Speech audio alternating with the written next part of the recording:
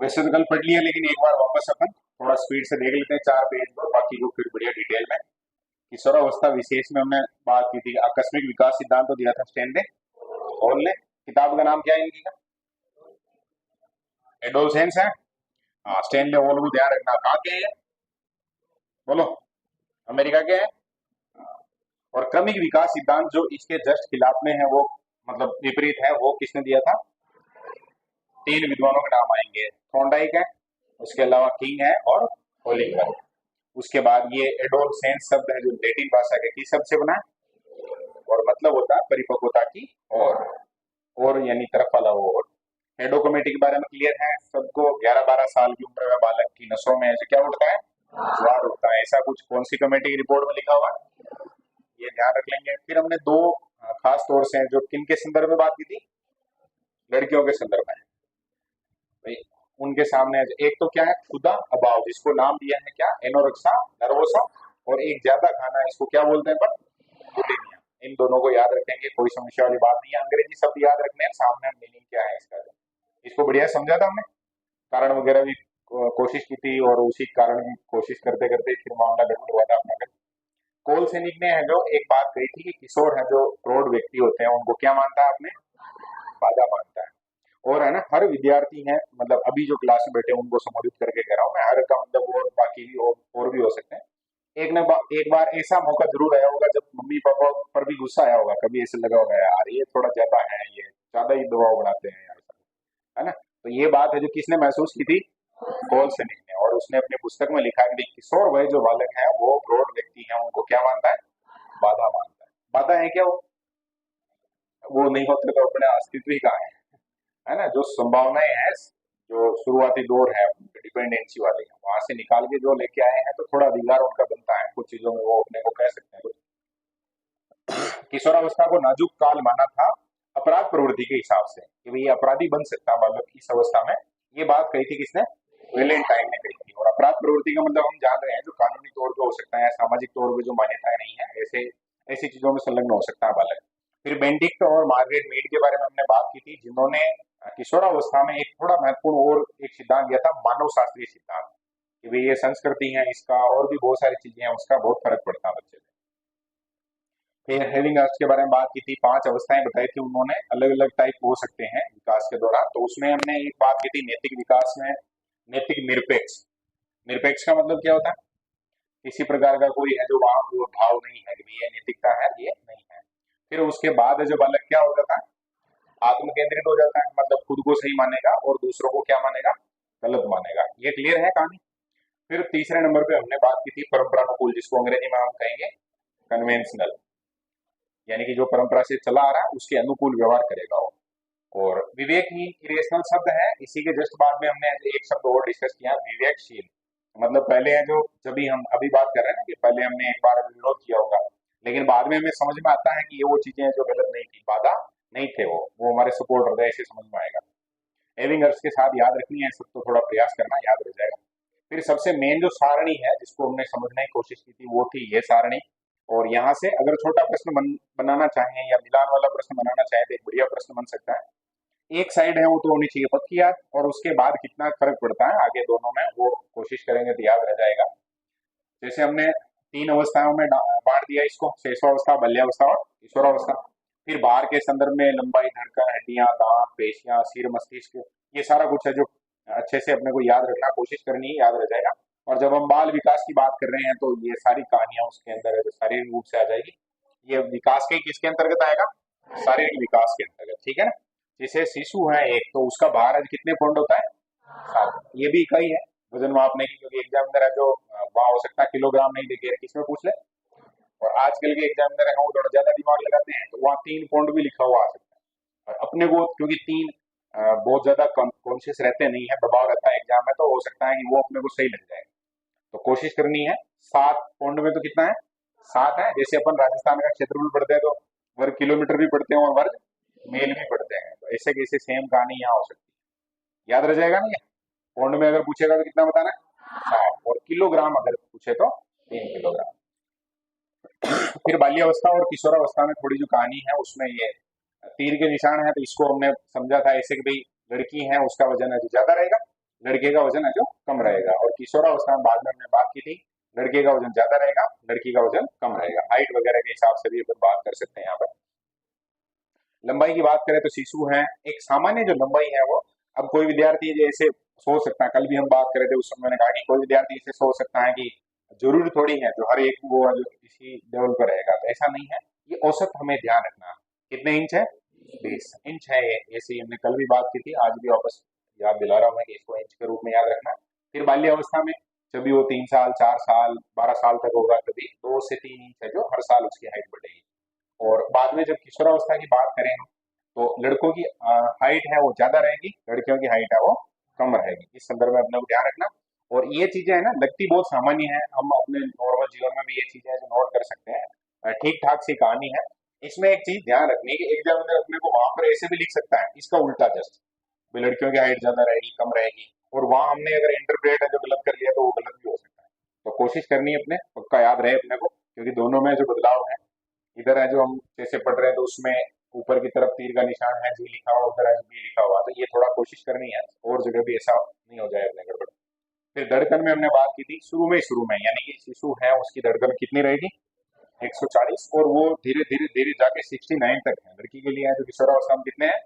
69 है। और लड़के के लिए है जो सामान्य 72 याद रख लेना। बाकी बाल्यावस्था में लगभग 85 है। और शुरुआत में देखो 140 है, अभी यहाँ 6 वर्ष लिखा है तो 6 वर्ष के समथिंग वो धीरे धीरे धीरे रिड्यूस होकर कितने में आ जाती है? 100 के लगभग आ जाती है। क्लियर है नहीं? फिर बात करते हैं हड्डियां। शिशु है उसकी हड्डियां रहेगी 270। फिर जैसे वो बाल्यावस्था में गया तो हड्डियां क्या हो जाएगी बोलो? बढ़ जाएगी। कितनी हो जाएगी? अब कुछ को लगेगा कि 270 350 कैसे हो गए, किसी ने हड्डियां तोड़ दी क्या? बहुत सारे ऐसे बोलते हैं ना कि 206 की मैं 412 कर दूंगा, ऐसे बहुत सारे बोलते हैं मैं हर हड्डी को तोड़ दूंगा 2 टुकड़ों में। लड़ते हैं उस समय ऐसे बातचीत करते हैं, तो ऐसा नहीं है।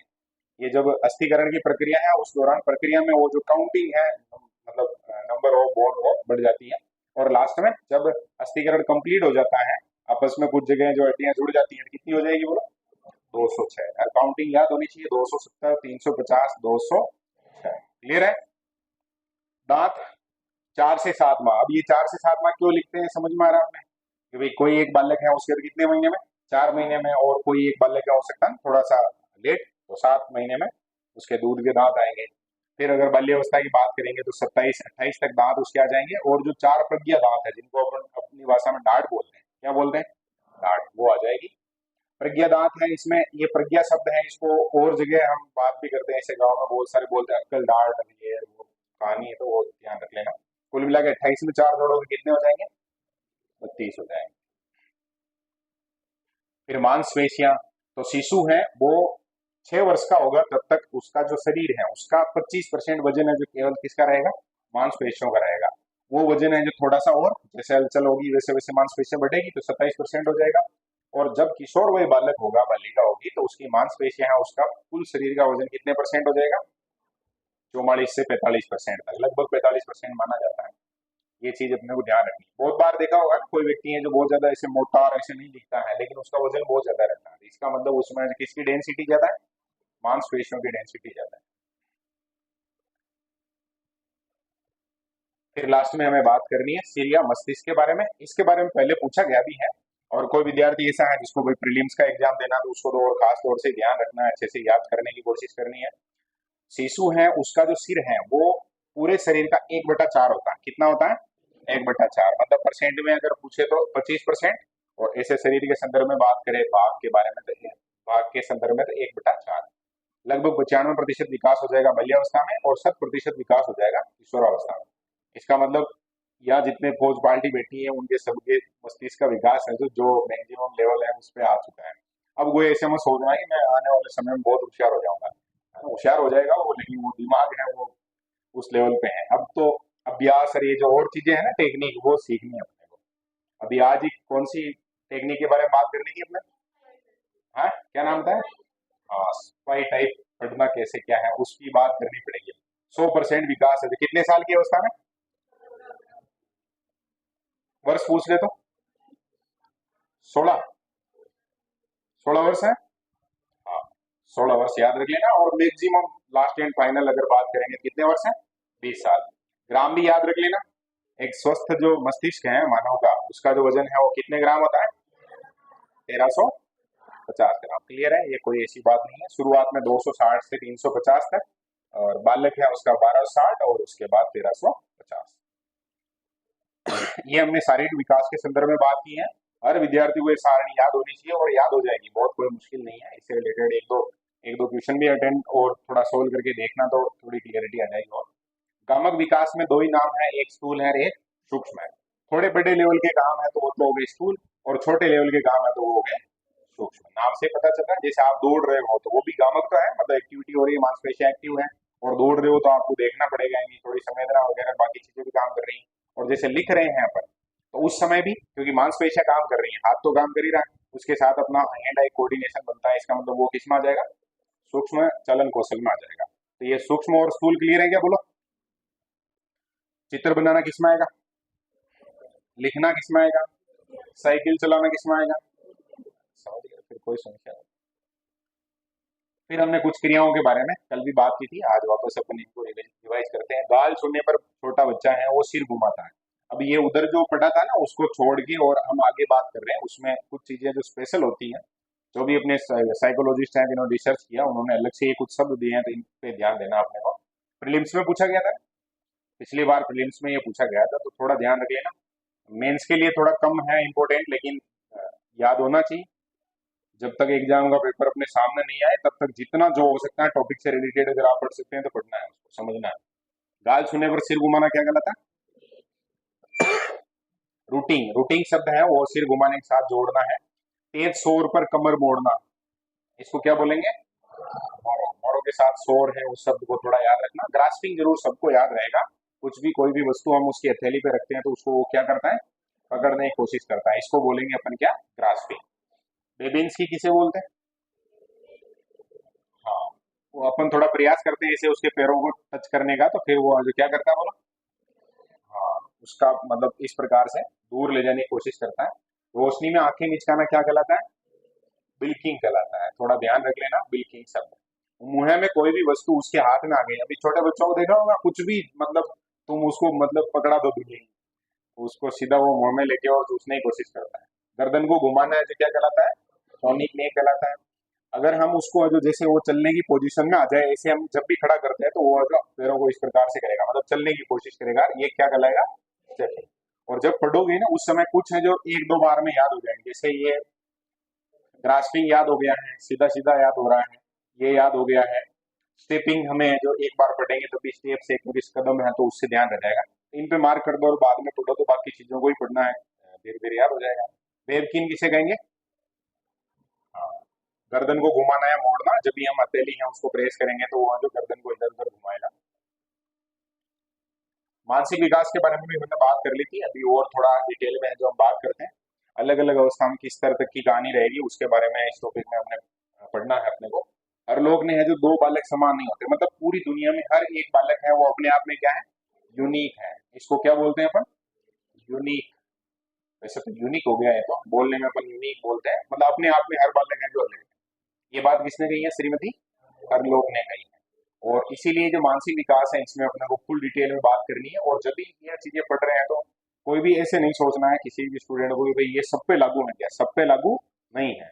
ये बात अभी यहाँ लिखी हुई है। सामान्यतः ये कॉन्क्लूजन निकलता है, जैसे जॉन लॉक है उन्होंने कहा कि जन्म के समय मस्तिष्क है जो केवल और केवल क्या होता है? कोरा कागज है। बाद में वो जैसा प्रीवियस जो चीजें रहेगी, धीरे धीरे उसके आधार पर जो सीखेगा। खाली स्लेट भी बोलते हैं, बहुत जगह इसे भी देखा होगा कि छोटे बच्चे हैं वो एक कच्चा घड़ा है, मतलब मिट्टी है, उसको जो आप जैसा चाहो आकार दे सकते हो। वाटसन ने बहुत अलग लेवल पर भी बात की थी, वो तो मतलब भयंकर लेवल पे कि भाई आप तो लाओ यहाँ, इधर मैं जो कहोगे वो बना दूंगा। और ये बात है जो वास्तव में बहुत जगह फिर लोगों ने एग्जीक्यूट किया भी है इसको। कोई सामान्य व्यक्ति है जो अब 1 महीने का बच्चा है, उसका मानसिक विकास की बात कर रहा है ये, ठीक है ना? किस विकास की बात कर रहा है? मानसिक विकास। तो हाथ पैर फेंकना, आप कुछ को लगेगा कि ये मानसिक विकास में आता है, तो हम भी अभी अगर हाथ को इधर उधर भी कर रहे हैं ना कहीं हमारा दिमाग है वो काम कर रहा है। इसी कारण इसको किस में काउंट करना है अपने को? मानसिक विकास में। चिल्लाना है, रोना है, अब ये रोएगा क्यों? तो अनकम्फर्ट है तो रोएगा, सीधी कहानी है, तो इसका मतलब मानसिक विकास हुआ उसका। और 2 महीने का बच्चा है वो प्रकाश के प्रति अनुक्रिया। प्रकाश के प्रति अनुक्रिया का मतलब क्या हुआ, एकदम से जैसे उसकी आंखों में ज्यादा रोशनी है तो वो बंद कर लेगा आंखें, या जो उसको अपन बोलेंगे प्रकाश के प्रति अनुक्रिया। स्वर उत्पन्न करना, ध्यान से देखना, स्वर उत्पन्न करना का मतलब ए आ करने लग जाएगा। 4 महीने का बच्चा किसी भी वस्तु को पकड़ना, मुस्कुराना सीख जाएगा, और व्यंजन ध्वनियां, वहां स्वर की बात की थी, 4 महीने का बच्चा है जो व्यंजन ध्वनि भी निकालना शुरू कर देगा। मतलब अब बच्चा है जो कै बोल सकता है, कै बोल सकता है। 5 महीने का बच्चा है अपनी मम्मी को पहचानना शुरू कर देता है। तो ये अपने को याद रखना विशेष, क्योंकि अगर कोई महिला शिक्षिका है, वैसे ज्यादातर केस में मैंने मतलब जहाँ भी जांच करने की कोशिश की तो ज्यादातर जगह ही मिला कि पेपर बनाने में जो महिलाओं की कम लगती है ड्यूटी, लेकिन अब संभावनाएं बन रही हैं इस बार है जो महिलाओं की लगा देती है। तो थोड़ा ऐसे कोई इस प्रकार का सीधा जाने वाला प्रश्न है उस पर ध्यान रख लेना, पूछ ले कहीं। आवाज का अनुकरण, प्रेम और क्रोध है जो 6 महीने का बच्चा। 10 महीने का बच्चा है जो दूसरे शिशु की गति का अनुसरण कर सकता है। इसका मतलब क्या हुआ, उसके पास में अगर कोई बच्चा और है उसी का हम उम्र है, वो अगर किस तरफ मूव करके जा रहा है तो वो भी उसको फॉलो करेगा। समझ में आ गई ये बात। 10 महीने का बच्चा। 1 साल का बच्चा है जो छोटे शब्द बोल सकता है, चलने का प्रयास करने लग जाता है लगभग।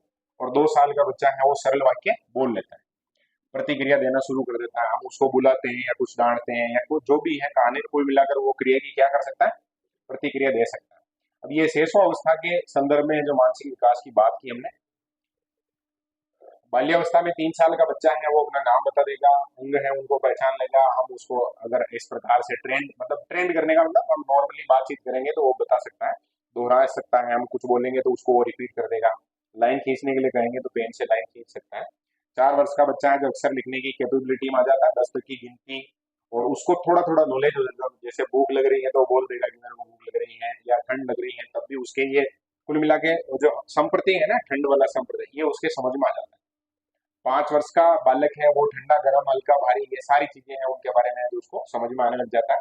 आज्ञा मानना शुरू कर देता है, मतलब हम उसको कोई भी काम बताते हैं तो वो काम कर लेगा, और कहीं हमें आवश्यकता है जैसे उसकी, हम उससे सहयोग मांगते हैं तो सहयोग करना शुरू कर देगा। 6 साल का बच्चा थोड़ा बड़े लेवल पर उत्तर देगा। कहानी सुनाने का प्रयास, यहाँ कोई परीक्षक है जो ऐसे दे सकते हैं कि बढ़िया कहानी सुना सकता है, ऐसा नहीं है। कहानी में थोड़ी बहुत है जो गड़बड़ रहेगी, वो अपनी तरफ से मनगढ़ंत थोड़ा बहुत जोड़ देगा साथ में, और प्रयास कहेंगे इसको अपन, ठीक है ना। चिंतन है वो कैसा रहेगा, तो ये शब्द है जो ठोस लिखा हुआ है। बहुत बार एग्जाम में जब भी प्रश्न आता है तो वो जैसे मूर्त लिख दे, तब भी बात है जो एक ही है, ठोस मतलब मूर्त, यानी कि उसका जो चिंतन है वो कैसा रहेगा, ठोस रहेगा। तर्क की वहां है जो संभावना रहेगी वो। फिर उत्क्रमणीयता उत्पन्न, कल मैंने इस पे बात की थी। उत्क्रमणीयता का मतलब क्या होता है, कम ज्यादा, किसी एक बर्तन में है दूसरे में है, वो लग ज्यादा रहा है कम है, ऐसा कुछ थोड़ा बहुत उसको समझ में आना शुरू होता है। 10 साल का बच्चा है जो व्यक्तिगत कार्य, व्यक्तिगत कार्य में जो भी जो नित्य एक्टिविटी है वो सारी कुछ है जो वो खुद से कर लेता है। 11 साल का बच्चा है उसमें है जो तर्क निरीक्षण जिज्ञासा, ये चीजें जो समझ में आती हैं। और जीवन मृत्यु जो संप्रति है ये आता है लगभग कौन सी अवस्था में, 11 साल के बालक, उसको ये समझ में आ जाता है कि जीवन मतलब जीवन क्या है, यानी कि कोई व्यक्ति जीवित है, वो उसकी डेथ हो सकती है, या उसके जैसे कहीं आसपास में उसने कोई घटना सुनी है, या उसके परिवार में अगर कहीं ऐसी घटना होती है तो वो ये संप्रति कॉन्सेप्ट है जो समझ आता है भी ऐसी ऐसी कुछ कहानी। ये सारी बात की हमने किसके संदर्भ में, अब बात करनी है किसके बारे में बोलो, अमूर्त चिंतन। अब वहां बाल्यावस्था में किस प्रकार का चिंतन था बोलो, ठोस, है ना। यहाँ पर कैसा है, कोमल। ठोस का उल्टा क्या था, अगर विलोम शब्द पूछे ऐसे हिंदी में तो ठोस का विलोम क्या होगा, तरल। हाँ, तो अमूर्त। अब यहाँ हमें ठोस के बजाय शब्द यूज करना पड़ेगा क्या, अमूर्त। एकाग्रता मतलब कंसंट्रेशन बनना शुरू हो जाता है उसका, नैतिक मूल्य सीख जाता है, आलोचनात्मक मूल्यांकन कर सकता है। आलोचनात्मक मूल्यांकन के बारे में हमने बात की थी, किसी भी मामले पर क्या बता सकता है वो, उससे संबंधित हमें गुण दोष बता सकता है। गुण दोष का मतलब गुण दोष, सीधी कहानी है। थॉर्नडाइक ने जो ये बुद्धि का अधिकतम विकास है वो माना था कितने वर्ष में, 19 में। स्पीयरमैन ने माना था 14 से 16 वर्ष। टर्मन है उन्होंने माना है 16 वर्ष। टर्मन के बारे में आगे पढ़ेंगे बुद्धि वाले टॉपिक में, क्या पढ़ते, सूत्र दिया था टर्मन मेरिल, ये जो आगे और कंसेप्ट वगैरह लेके आए थे ये बहुत सारे। वुडवर्थ, वुडवर्थ मानते हैं 15 से 20 साल। और कुछ है ना, कुछ जैसे ये नाम आ जाता है 19 वर्ष है एग्जैक्ट, या टर्मन है 16 वर्ष दे दिया है। तो हमें तनाव नहीं लेना। हर एक जो साइकोलॉजिस्ट हैं, जो भी इन पे रिसर्च करने वाले हैं, वो स्वतंत्र रहते हैं और उनकी जो स्टडी है, रिसर्च है, उसी के आधार पर वो देते हैं। तो अपने को कुल मिला के याद रखना है कि कौन से विद्वान ने क्या माना। और एक सामान्य याद रखेंगे, अगर सामान्य की बात करें तो क्या हो जाएगा बोलो? इसमें सबसे ज्यादा सामान्य कौन लग रहा है? वुडवर्थ लग रहा है। 15 से 20 साल, मतलब हो सकता है ना कुछ देशों में जो थोड़ा कल्चर ऐसी है इसके कारण। अभी देखो अपने आसपास में देखना, कुछ परिवार हैं उनके बच्चे, छोटे बच्चे बहुत ज्यादा ऐसे एक्सपर्ट टाइप लगते हैं, अपने को ही लगेंगे यार छोटा है लेकिन मतलब एकदम अलग व्यवहार करना, सारा कुछ किससे क्या बात करनी है, कैसे पूरा एकदम मैनेजमेंट है, कोई डरना नहीं मतलब ऐसा। और कुछ बच्चों को ऐसे भी नोट करते हैं अपन की, वो 11वीं 12वीं में आ जाते हैं, तब तक बात करने का सेंस तक भी नहीं आता। तो उसके पीछे कहीं ना कहीं वो परिवेश का थोड़ा इम्पेक्ट हो सकता है। अब हम बात कर रहे हैं कौन से विकास की? सामाजिक। तो अभी जस्ट हमने कौन सा पढ़ा बोलो? मानसिक विकास। और मानसिक विकास याद रह जाएगा, बहुत मुश्किल नहीं है। माँ को कब पहचानता है और सरल वाक्य कब बोल लेता है? 1 साल का बच्चा है ना, 1 साल का बच्चा बोल लेता है, पक्की बात है। सरल वाक्य बोल लेता है। 1 साल का बच्चा क्या करेगा? हाँ, और उत्तर देना कब सीखेगा? एक शब्द आया था उत्तर देना। हाँ, तो थोड़ा कंफ्यूज हो रहे हैं ना, इसका मतलब अपने दिमाग में जो थोड़ा थोड़ा थोड़ा सा 6 साल है ना, कितने साल की अवस्था में? 6 साल की में। इसका मतलब अपने को थोड़ा प्रयास करना पड़ेगा। 10 तक की गिनती कब?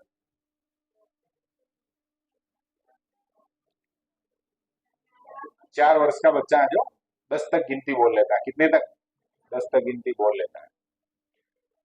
कोशिश करनी पड़ेगी, इसका मतलब ये एक बार हमने जब पढ़ लिया है ना, फिर ये क्या कि वो 5 साल का, 6 साल का, 8 साल का, 10 साल का, 12, ये लफड़ा है। तो कोशिश करना ऐसे कोई ट्रिक वगैरह सेट करके, है ना।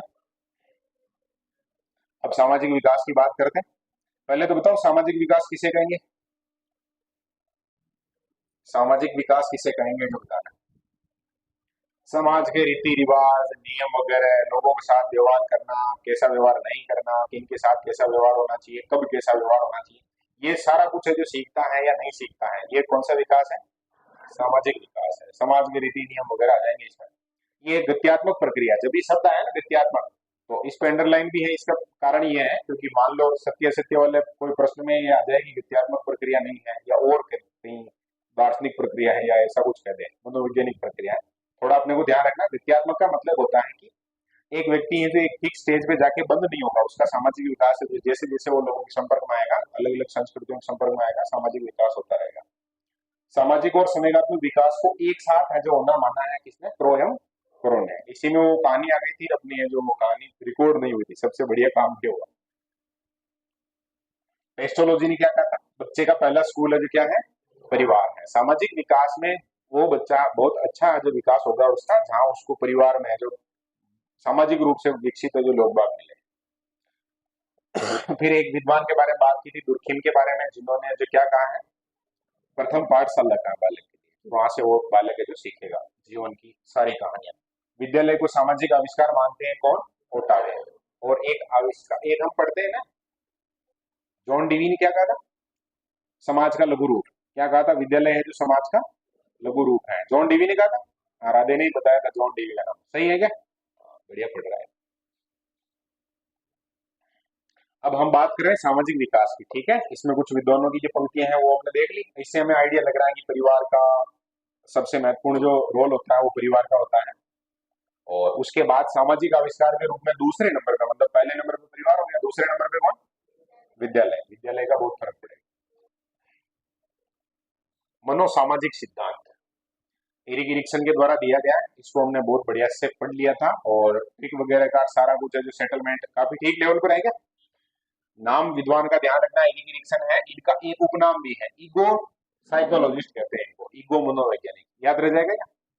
ईगो शब्द है, इस पे ज्यादा काम किया होगा, कहीं ना कहीं फर्क पड़ता है इन चीजों का भी।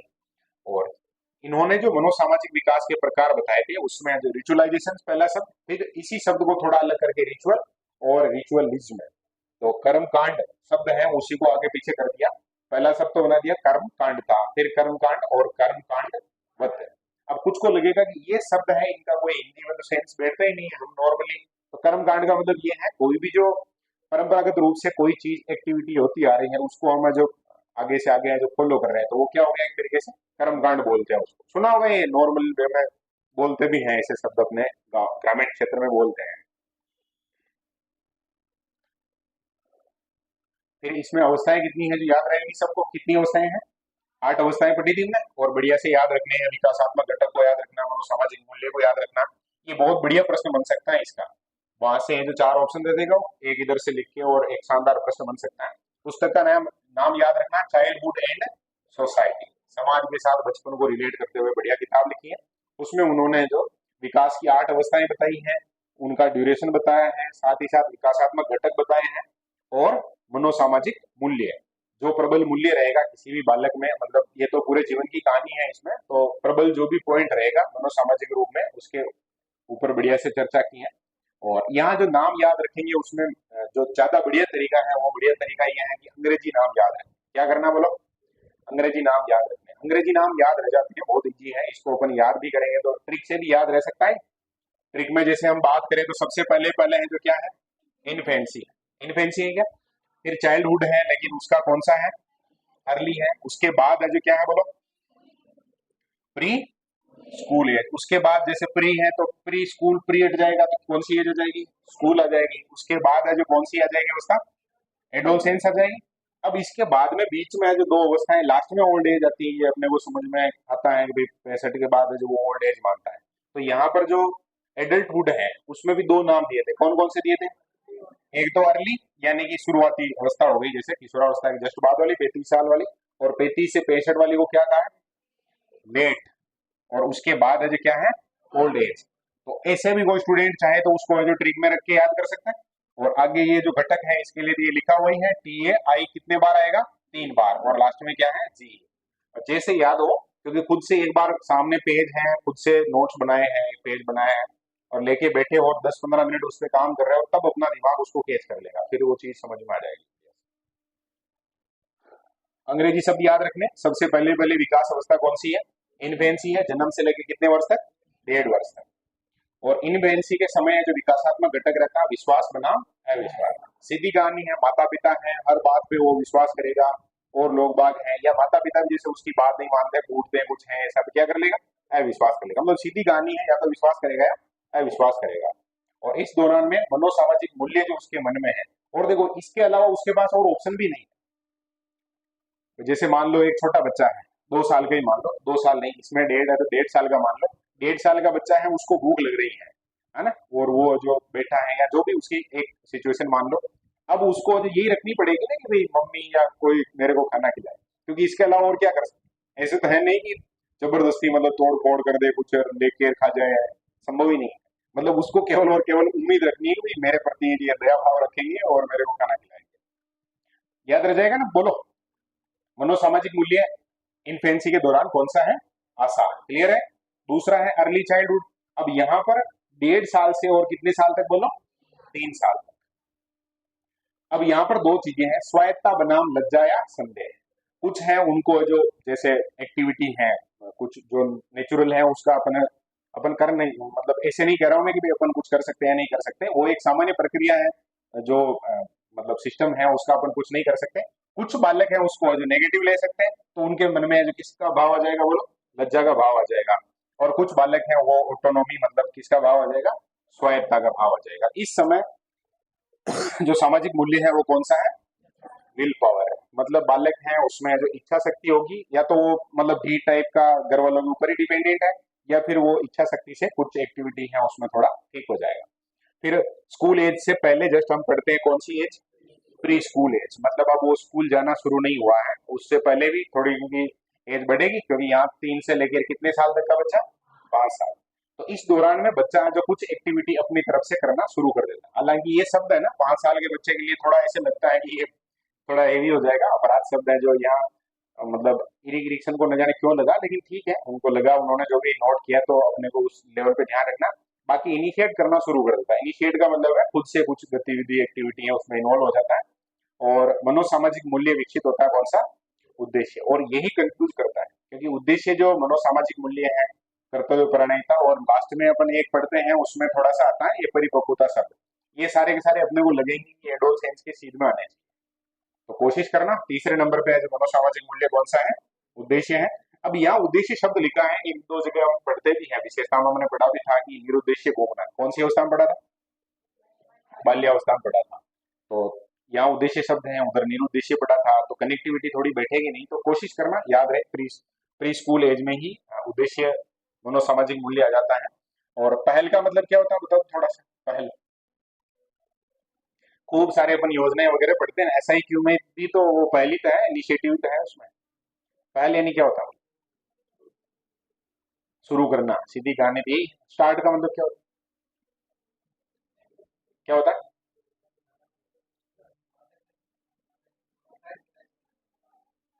हाँ, इनिशिएटिव का मतलब क्या होगा बोलो, पहले शुरू करना। ठीक है, शुरू करना नहीं, क्या, पहले शुरू करना। मतलब जैसे हमें जो कोई गतिविधि है जो शुरू करनी है, जैसे तो उसमें होता है ना बहुत सारे इंतजार करते हैं। बहुत बार होता है जैसे अपने को किसी को गुस्सा आ गया, कुछ हो गया, अपन थोड़े नाराज हैं ऐसे, तो सामने वाली पार्टी सोचती है कि वो पहले फोन करेगी, अपन सोचते हैं कि वो पहले फोन करेगा, होता है क्या? अब फिर जो भी पहले फोन कर दे या मैसेज कर दे या जो भी और संभावना है, अपने क्लास में बहुत बार होता है ना ऐसे कि भाई आपस में अनबन हो जाती है, फिर दूर दूर बैठना शुरू करते हैं, फिर नजर भी आते हैं, आमने सामने मिलते हैं तो ऐसे ऐसे करके निकल जाते हैं, बहुत सारों को रहता है ऐसा। और फिर है जो कोई थोड़ा झुकता है, मतलब उसको बोलेंगे अपन क्या, पहल, इनिशिएट। याद रह जाएगा कि बोलो। अब यहाँ छोटे बालक के संदर्भ में है तो पहल का मतलब कुछ भी वो खेलना शुरू करता है, कुछ भी उल्टे पुल्टे काम करता है, उसमें वो ऐसे पूछता नहीं है घर वालों को, पापा को ऐसे पूछेगा नहीं कि ये करो मम्मी को, वो डायरेक्ट है जो अपनी तरफ से इनिशिएट कर देगा। फिर स्कूल एज है, हिंदी शब्द है जो मैं नहीं बोल रहा हूँ, कोशिश करना याद हो जाएगा। वैसे शैशव काल, इसमें गुदीय शब्द आया है, इसमें है जो लैंगिक काल है। और स्कूल एज है, इसमें कौन सी अवस्था बताया है, सुप्तावस्था, संदर्भ अलग लिया है इन्होंने। और यहाँ पर 1 साल का मार्जिन भी रख लिया गया, 5 के बजाय यहाँ लिख दिया 6, 6 से कितने साल, 12 साल। परिश्रमशीलता बनाम हीनता, या तो बालक के मन में आएगा कि मेरे को खूब मेहनत करनी है, और छोटे बच्चों को देखना चौथी पांचवी में कुछ बच्चे हैं जो भयंकर लेवल पे काम करते हैं, मतलब होमवर्क वगैरह करना हो, कुछ भी मतलब काम बता दो उनको, और या फिर है जो उनके मन में क्या आ जाएगा, हीन भावना आ जाएगी। और सबसे दुखदायी जो चीज है वो है ये, तो किसी भी बालक के मन में हीन भावना है, वो किसी भी कारण से आ सकती है, हीन भावना हमेशा नुकसान करती है। फिर मनोसामाजिक मूल्य कौन सा है, सामर्थ्य है। भाई परिश्रमशीलता है, अगर आप मेहनत कर रहे हैं तो इसका मतलब आप में क्या है, सामर्थ्य है, और सामर्थ्य नहीं है तो हीन भावना है, सीधी कहानी है। अगली अवस्था है एडोलसेंस, जिसको हम बोलते हैं किशोरावस्था, 12 से लेकर और कितने वर्ष तक मानी है, 18 मानी है। कुछ जगह अलग अलग आता है आंकड़ा, तो थोड़ा ध्यान रख लेना। यहाँ इरिक इरिक्सन है, उन्होंने 18 मानी है। इसमें आइडेंटिटी क्राइसिस और भूमिका संभ्रांति, मतलब या तो कंफ्यूजन में रहेगा, या फिर है जो वहां पर उसके जो पहचान को लेकर थोड़ी सी समस्या रहेगी, अपनी पहचान बनाने का उसके मन में वो थोड़ा रहेगा दबाव।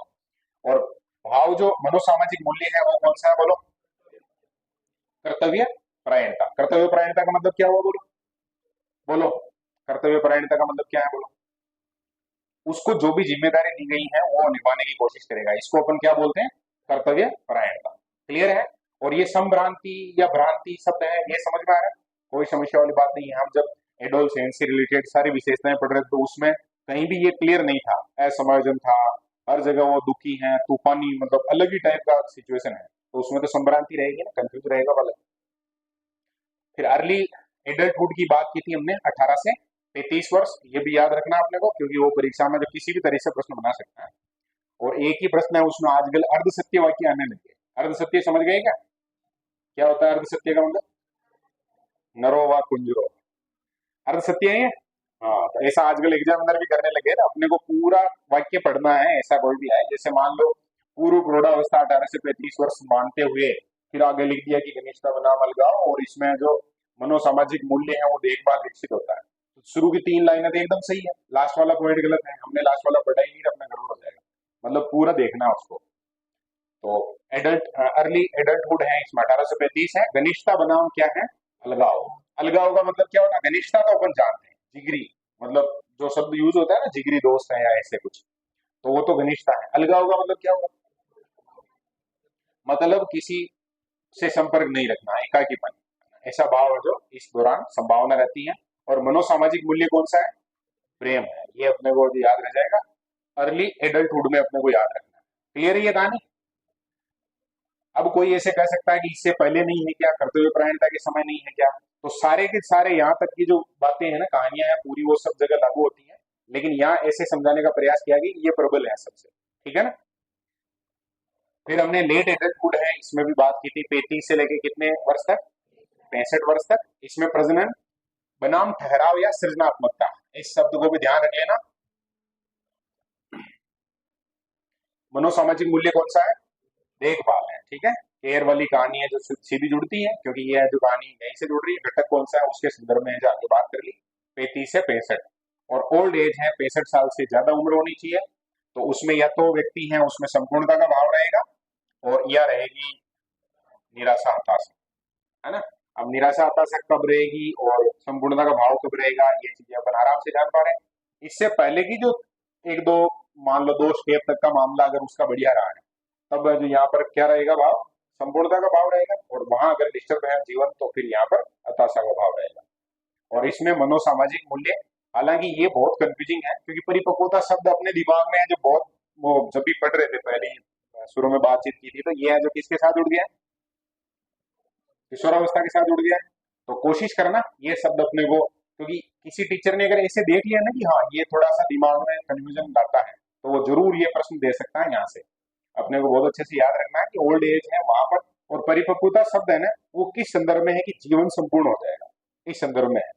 65 प्लस लिखा है, तो इसका मतलब जीवन की संपूर्णता की बात कर रहे हैं, और उसी संदर्भ में परिपक्वता शब्द काम में लिया है। तो याद हो जाएंगे क्या, सभी 8 विकास की अवस्थाएं, उसका जो कालक्रम है वो विकासात्मक घटक है और मनोसामाजिक मूल्य है। हो जाएंगे कि याद, बोलो। चलो एक बार बताओ देंगे फटाफट से। पहले नंबर पे कौन सी अवस्था है, अंग्रेजी में बोलनी है, इन्फेंसी है। दूसरे नंबर की कौन सी है, अर्ली चाइल्डहुड है। फिर कौन सी, प्री स्कूलिंग है। फिर स्कूलिंग है। फिर कौन सी सेंस है, उसके बाद अर्ली एडल्टहुड है। फिर लेट एडल्टहुड है, और क्लियर ये। और अब अवस्था बतानी है, जन्म से 1.5 वर्ष, 1.5 से 3, 3 से 5, 6 से 12, से 18, से और 65 और 65 प्लस, क्लियर है। तीसरे नंबर पे थे घटक, तो पहले यानी कि इनफेंसी, उसमें घटक कौन सा है, विश्वास बना अविश्वास। दूसरे नंबर पे, मतलब जो दूसरे नंबर पे पढ़ रहे थे अपन, कौन सी अवस्था पढ़ी थी मैं, बोलो,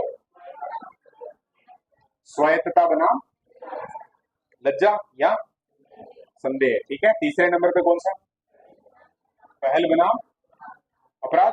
चौथे नंबर पे परिश्रमता बनाम हीनता, चौथे नंबर पे हो गया ये, है ना। पांचवें नंबर पे भ्रांतियां, है ना, पहचान की भ्रांति हो गई, या फिर भूमिका है वो ही पता नहीं चल रहा है। छठे नंबर पे घनिष्ठता बनाम अलगाव या एकाकीपन। और सातवें पे प्रजनन बनाम सृजनात्मकता रचनात्मकता। और लास्ट क्या है, हताशा निराशा, संपूर्णता बनाम निराशा या हताशा कह लो, या जो भी शब्द अपन चाहे वो काम में ले सकते हैं।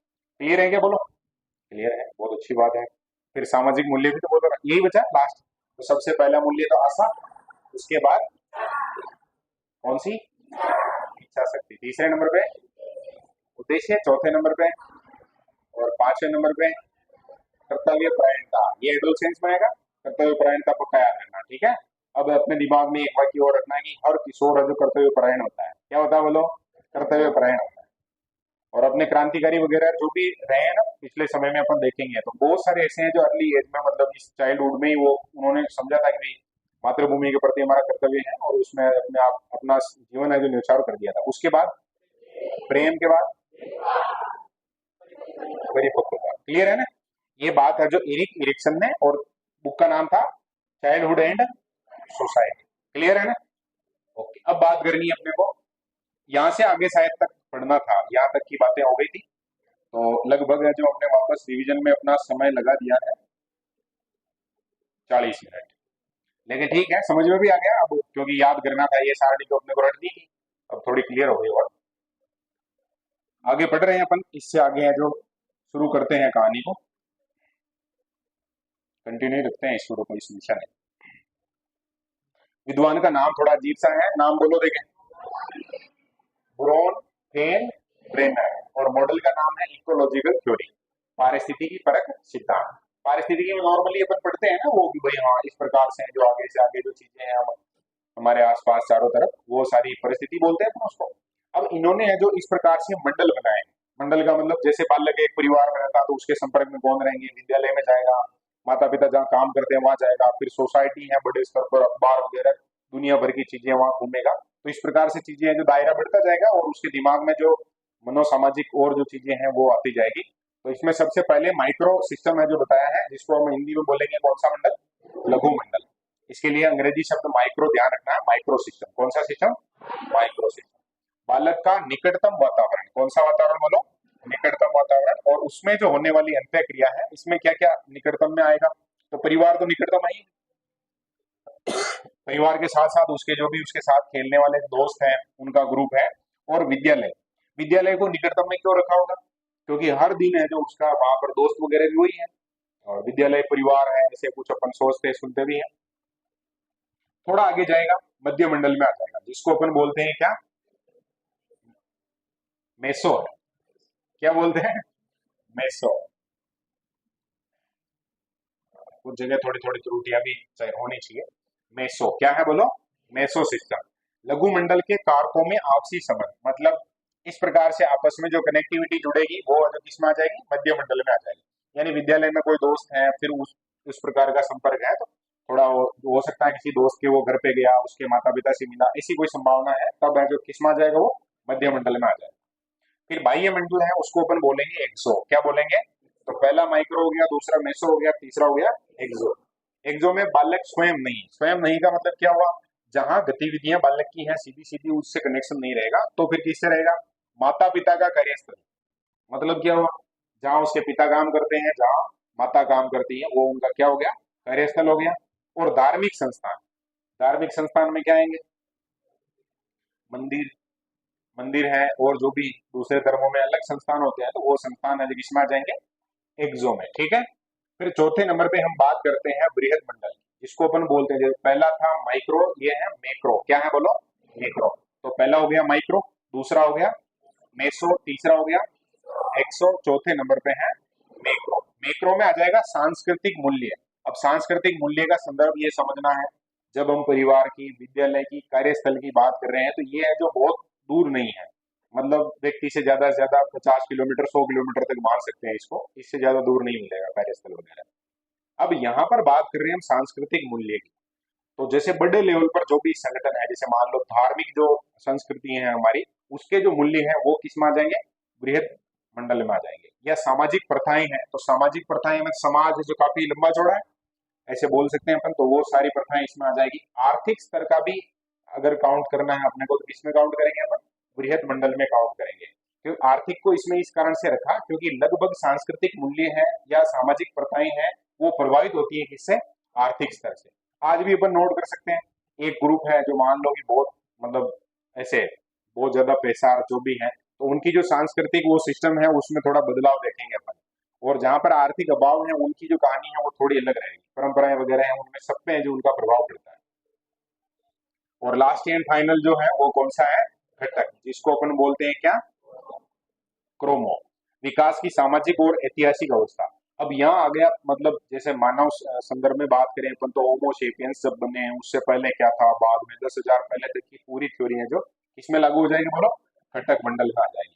तो अब ये पांचों नाम याद रखने, परीक्षा में अगर मान लो कोई ये जो अपने ट्रेनर महोदय हैं इनसे प्रश्न बनाना चाहे, तो यह तो चार वाला बहुत बढ़िया मिल रहा है, ये चार नाम इधर लिख देगा, ये घटक मंडल होगा, ऐसे चार नाम लिख देगा, और सामने जो इसके एक में उल्टा पुल्टा लिख देगा, या फिर चारों ही उल्टे पुल्टे लिख के, और एक वो मिलान वाला प्रश्न कल हमने देखे थे खूब सारे, 4 5 7 प्रश्न पिछली बार आए थे ऐसे। तो कोशिश करनी है याद रह जाए। एक बार अंग्रेजी में वापस नामों को रिकॉर्ड कर लेते हैं, पहला था माइक्रो, दूसरा था मेसो, तीसरा था एक्सो, चौथा था मैक्रो, और लास्ट है क्रोमो। तो क्रोमो है जो सबसे लास्ट में, जिसको अपन घटक मंडल कहेंगे। और घटक मंडल में जो विकास की सामाजिक ऐतिहासिक अवस्था सारा कुछ हिस्ट्री वगैरह सब आ जाएगा। और बहुत डिटेल में जाने की आवश्यकता लग रही है क्या किसी को कि भाई इसको और डिटेल में समझाया जाए, ऐसा कुछ नहीं है। नाम याद रखने अपने, और उसमें क्या शामिल है वो ध्यान रखना है। थोड़ी सी समस्या आएगी एक तो इसमें आ रही है, क्योंकि इसमें सीधा सीधा कोई नाम नहीं आ रहा है, भाई ये है, नहीं आ रहा नाम, बाकी बाह्य मंडल में जो माता पिता का कार्यस्थल तो सीधा समझ में आ जाएगा, और कार्यस्थल में ही इसे ध्यान रख लेना, देखो कार्यस्थल ऐसे धार्मिक स्थल ऐसे याद रह सकता है, कोशिश करेंगे तो याद रह जाए। जैसे मान लो ये माता पिता है जो पुजारी है, तो उनका कार्यस्थल क्या है, ऐसे भी याद रह सकता है। आगे है जे मेक किनन, क्या नाम है पूरा सही नाम बोलो। मैककिनन हो सकता है, मैककिनन का सिद्धांत 2 से 9 वर्ष के बालकों पर इन्होंने अध्ययन किया था, नैतिक आधार रखा था, और उसमें 3-4 शब्द हैं। एक है 4 वर्ग बनाए, उसमें एक है प्रत्याहार, क्या है बोलो, प्रत्याहार। दूसरा है कौन सा, समानुरूप। तीसरा है हीन, और चौथा है क्या, सावधान। अब ये है ना बालकों के उन्होंने प्रकार बताए हैं। एक टाइप के बालक होते हैं जो प्रत्याहारी होते हैं, एक टाइप के बालक होते हैं जो समानुरूप होते हैं, एक बालक होता है जो मतलब एक ग्रुप ऑफ बालकों का होता है जो कैसा होता है, हीन होता है, और एक बालक कैसे होते हैं, सावधान। अब ये पिछली बार जिन विद्यार्थियों ने बढ़िया से पढ़ा था तो उनको याद आ जाएगा। जैसे कुछ नाम से स्पष्ट है तो उसको अपन बात कर लेते हैं पहले। जैसे सावधान है ना, इसका मतलब पहले थोड़ा गड़बड़ कर रहा है लेकिन बाद में चीजों को कवर कर लेता है, अवेयर हो जाता है, तो उसको अपन क्या कहेंगे, सावधान कहेंगे। हीन बालक का मतलब क्या है, कक्षा के स्तर का काम भी नहीं कर पा रहा है, कोई भी उसको जिम्मेदारी दी जाती है तो उसको नहीं निभाता है, इसका मतलब बालक कैसा है, हीन भावना से ग्रसित है, उसको हीन बालक कहेंगे अपन। और ये है जो अपन अपने आसपास भी नोट कर सकते हैं। बहुत बार हम किसी से बात करते हैं तो बहुत उत्साह के साथ और बढ़िया एकदम प्रॉपर बात करता है, थोड़ा मतलब नेगेटिवनेस नहीं होती है उसमें, पॉजिटिव बात होती है। कुछ बालक ऐसे रहेंगे जो वो हर जगह रोना रोएंगे कि ये है वो गलत है वो गलत है ऐसा, तो उस बालक को हम कह सकते हैं क्या, हीन कह सकते हैं। नाम में स्पष्ट है, दो जो क्लियर है अपने। फिर समानुरूप मतलब थोड़ा है कमजोर, अंतर्मुखी है, लेकिन जैसे सिचुएशन होती है वैसे अपने आप को शेड कर लेता है, डाल लेता है, तो उसको अपन क्या कहेंगे, समानुरूप कहेंगे। और एक होते हैं कैसे, भगोड़े टाइप के। भगोड़े टाइप का मतलब क्या होगा, क्या होगा, अपने आप को एग्जिट कर लेते हैं, जिम्मेदारी से एग्जिट कर लेते हैं, तो उसको क्या कहेंगे, प्रत्याहार बोलते हैं। इसे कि हमने आदेश है उसको क्या कर लिया, प्रत्याहारित कर लिया। हो सकता है ऐसा, संभावना तो बन सकती है। अरे बोलो, अब ये 4 नाम है जो क्लासिफिकेशन में किसने दिए हैं, जे मेक किनन ने। नाम याद रह जाएगा, नाम याद रखने में थोड़ी समस्या रहती है क्या, अरे बोलो ना, याद रहती है, थोड़े टेक्निकल है, हमारे मन में ये भावना आ जाती है कि ये काम हो जाए। और अवस्था ध्यान रख लेना, 2 से लेकर कितने साल के बच्चे, 2 से लेके और 9 साल तक के बच्चे। और इसमें दृष्टिकोण क्या रखा था, तो ध्यान रख लेना, अध्ययन में नैतिक दृष्टिकोण पे बात की थी। अब हम बात कर रहे हैं किसकी, संवेगात्मक विकास की। अब यहाँ पर फटाफट से एक तो शब्द है उस पर चर्चा करनी चाहिए अपने को, संवेग। संवेग का मतलब क्या होता है बोलो, संवेग, हाँ बढ़िया, कल बात की थी ना आराम से बोलो।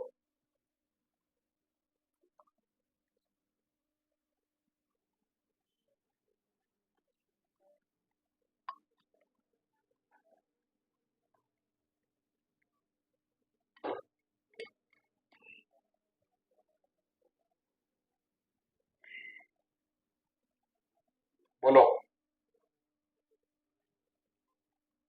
संवेग, इमोशन, और कुछ, हाँ अस्थायी भाव है उनको क्या कहेंगे, संवेग। संवेग यानी कि कभी कभी एकदम से वो जोर पकड़ लेता है, तो संवेग है। चलो बात करते हैं, ये पूरी परिभाषाएं लिखी हुई है शानदार यहाँ पर। समय की विशेषता में है, देखो समय कैसे होंगे, तीव्र, वेग के साथ जो शब्द और जुड़ गया सम, है ना। फिर है सार्वभौमिक, यानी ऐसा नहीं कि किसी एक व्यक्ति को ही क्रोध आता है या इस प्रकार की कहानी नहीं है, वो यूनिवर्सल है। फिर व्यापकता, व्यापकता का मतलब बड़े पैमाने पर हर व्यक्ति तक पहुंच है इनकी। और अंतर अगर देखेंगे तो सुखात्मक हो सकते हैं और दुखात्मक हो सकते हैं। संवेग में 2 प्रकार के संवेग होंगे, सुखात्मक और दुखात्मक। सुखात्मक कौन से होंगे, एक आप थोड़ा ऐसे बोल के कोई बता सकता है तो आश्चर्य है, जैसे हमने कोई अनोखी चीज देखी है तो वो सुखात्मक ही है, ओ वाह ऐसे करेंगे तो इस प्रकार की कहानी है। और दुखात्मक भी है, जैसे डर है, दुखात्मक है या सुखात्मक है बोलो, दुखात्मक हो गया है ना, डर रहे हैं तो थोड़ा दुख होगा हमें। और अंतर्मुखी, अंतर्मुखी का मतलब कुछ संवेग ऐसे हैं जिनको हम जो स्पष्ट रूप से बाहर प्रकट नहीं करेंगे। फिर बुद्धि, कल्पना, तर्क से है जो इनके कनेक्शन है वो कैसे हैं, निषेधात्मक संबंध है। इसका मतलब बहुत जगह हमने ये डायलॉग वगैरह सुनते हैं ना अपन, तो उसके पीछे ये कहानी है। जैसे कोई व्यक्ति है उसको गुस्सा बहुत आता है, तो ऐसे हम उसके बारे में बात करेंगे, भाई जब भी उसको गुस्सा आता है तो वो भूल जाता है क्या सही है क्या गलत है, भूल जाता है, फिर वो जो कुछ भी उल्टा पुल्टा कर देगा। तो इसका मतलब यहाँ बुद्धि है उसकी है जो भ्रष्ट हो जाती है, फिर मतलब बुद्धि है वो मतलब कंट्रोल में नहीं रहेगी, वो कुछ भी गड़बड़ कर सकता है। इमेजिनेशन है और लॉजिक है वो भी नहीं रहेगा, वो जो एक्टिविटी कर रहा है। जैसे बहुत जगह इस प्रकार की घटनाएं सुनी होगी कि भाई भाई भाई है वो आपस में या घर परिवार में ये पति के द्वारा पत्नी है उसको जो बहुत बुरी तरह से कूट दिया गया, ऐसे हाथ पैर तोड़ दिए, गोली मार दी, बहुत जगह अपन पढ़ते हैं इसे, और पहाड़ से नीचे गिरा दिया, ऐसा कुछ पढ़ते हैं अपन। तो उस समय जो सारा कुछ ये जो कहानी है ना, इस प्रकार की बुद्धि कल्पना और तर्क है, इस सब इन सब का जो एक तरीके से वहां पर निषेध हो जाता है, मतलब उसकी अक्ल है जो काम नहीं करती। और कोई भी इस प्रकार की घटना है ना, इस पे अपने को ऐसे सोचना चाहिए या लोगों को ट्रेनिंग दी जानी चाहिए। जैसे मान लो कोई व्यक्ति है जो किसी का मर्डर कर देता है, उसके पीछे जो बहुत सामान्य सा छोटा मोटा कारण होगा और किसी की हत्या कर दी, तो हत्या करने के बाद जिसने हत्या की है वो जो कैसा जीवन जिएगा ऐसा वो सोचता नहीं है पहले। क्योंकि आजकल इतनी टेक्नोलॉजी है ना, आपने कहीं पर किसी प्रकार से कोई भी दुर्घटना हुई है ऐसी कुछ भी, मतलब अगर उसकी 1% नहीं 0.1% भी कोई संभावना अगर मिल गई है कोई लिंक, तब भी आपके बारे में जो पता चल जाएगा। डीएनए टेस्ट वगैरह का ये जरूर सुना होगा, और भी बहुत सारे नार्को टेस्ट भी होते हैं। उसमें जो व्यक्ति है उसको कुछ इस प्रकार से रखा जाता है कि उसका जो अवचेतन मन है उसकी बातें उसको बोलनी पड़ जाती है, मतलब बोल देता है उसको, वो कॉन्शियस नहीं रहता बहुत ज्यादा, तो पता तो चल ही जाता है। और जब भी किसी ने जैसे किसी की हत्या की है तो उसका इलाज क्या होगा फिर? या नॉर्मली या तो उसको उम्र कैद की सजा होगी, मतलब पूरी जिंदगी उसको जेल में सड़ना है, या फिर हो सकता है फांसी वगैरह की सजा हो जाए, तो सीधी कहानी है। लेकिन क्योंकि वहां हो सकता है कि वो जो संवेग है, वो संवेग है जो गड़बड़ कर देते हैं कहाँ पर, ये तीनों है उनको ब्लॉक कर देते हैं। ब्लॉक का मतलब समझते हैं, व्हाट्सएप पे अपने फोन वगैरह आते हैं तो ऐसे अपन ब्लॉक करते हैं कुछ नंबरों को, ये अब फोन नहीं आएगा ऐसा। तो बुद्धि ब्लॉक हो जाती है, इमेजिनेशन ब्लॉक हो जाती है, और लॉजिक नहीं होता उसको। वो कूट रहा है, अब जिसको कूट रहा है कोई लॉजिक नहीं है, वो ऐसे नहीं सोचेगा कि भाई इसका जो कोई मतलब इफेक्ट है जो गलत पड़ जाएगा मेरे। क्लियर ये कहानी है ना? अब आ जाए जैसे मान लो परीक्षा में ऐसे भी समय के संबंध में सत्य है असत्य है, उसमें कहते हैं कि बुद्धि कल्पना तर्क से है जो इसका सकारात्मक संबंध है, तो सकारात्मक नहीं है, कैसा है? नकारात्मक हो सकता है वहाँ। मूल प्रवृत्तियां, अब ये मैकडूगल है उसके साथ अपने को ध्यान रखना, विलियम मैकडूगल 1908 में इन्होंने जो सामाजिक मनोविज्ञान एक परिचय के नाम से इंट्रोडक्शन के रूप में एक पुस्तक लिखी थी, और उसमें कुछ मूल प्रवृत्तियों की बात की थी कि भाई ये इंसान है उसमें होती ही होती है, और हर मूल प्रवृत्ति के साथ जोड़ा है किसको? एक समय को। और जब हम इसके जो पुराने आए हुए क्वेश्चन देख रहे थे उसमें खूब जगह इसका जिक्र हुआ था, शायद दो चार तो याद भी हो गए होंगे, है ना? भय का नाम आया था वहां, कुछ क्रोध का भी नाम आया था। तो अपने को कोशिश करनी है, याद करनी है 14 मूल प्रवृत्तियां कितनी है टोटल, और उसके साथ कनेक्टेड जो सम्यक है उनको। जैसे पहला है पलायन, क्या है बोलो? मूल प्रवृत्ति है पलायन। पलायन का मतलब क्या होता है? सामान्य जीवन में तो अपने पलायन का मतलब ऐसे समझा कि भारत और पाकिस्तान अलग अलग हुए, तो वहां जो हिंदू थे वो पलायन करके कहाँ आए? भारत में आए थे, ऐसे तो उसको बोलते हैं कि एक जगह है उसको छोड़ के और किसी और जगह जाना है, इसको क्या बोलते हैं? पलायन बोलते हैं। और आज भी हम बात करते हैं शहरों के संदर्भ में, गाँव के संदर्भ में, एक बात आती है कि रोजगार के लिए लोग बाग गाँव से शहरों में क्या कर रहे हैं? पलायन कर रहे हैं। अब यहाँ वो जो पलायन है ना, ये है किसी भी समस्या से व्यक्ति है जो भागता है उसको क्या कहेंगे अपन? पलायन कहेंगे। और उसका जो कारण है वो माना है क्या? भय माना। क्लियर ये कहानी? और आज भी मतलब इतना आधुनिक हो गया, सारा कुछ है जो अपने सामने क्लियर है, उसके बावजूद है जो लोगों को लड़ने में क्या आता है? मजा आता है। आता नहीं आता बोलो? आज भी बहुत सारे देश हैं वो तैयार बैठे हैं। आज भी मैं एक न्यूज देख रहा था, उसमें था कि भाई भारत है जो सीक्रेटली तैयारी कर रहा है, अक्सर चीन का ये मामला है उस पर, और भारत को भयंकर लेवल पर तैयारी करनी पड़ेगी, उधर है जो वो तैयारियां कर रहे हैं युद्ध की। तो इंसान है वो नेचुरली युद्ध प्रिय है, उसके पीछे की कहानी है जो समय के साथ जोड़ेंगे तो क्या है बोलो? क्रोध है। समझ में आई बात? निवृत्ति शब्द है, इसके साथ जुड़ता है क्या? घृणा। निवृत्ति का मतलब होता है से अलग होना, मतलब दिमाग से चीजों को निकालना, तो वो चीजें जब भी निकालेंगे जब भी उसके प्रति है क्या है हमारे मन में? घृणा है। ठीक है। फिर शिशु रक्षा है, छोटे बच्चे हैं उनकी जो रक्षा करनी है, तो उसके साथ जुड़ेगा क्या? वात्सल्य। संवेदना, संवेदना के साथ जुड़ेगा दुख या कष्ट।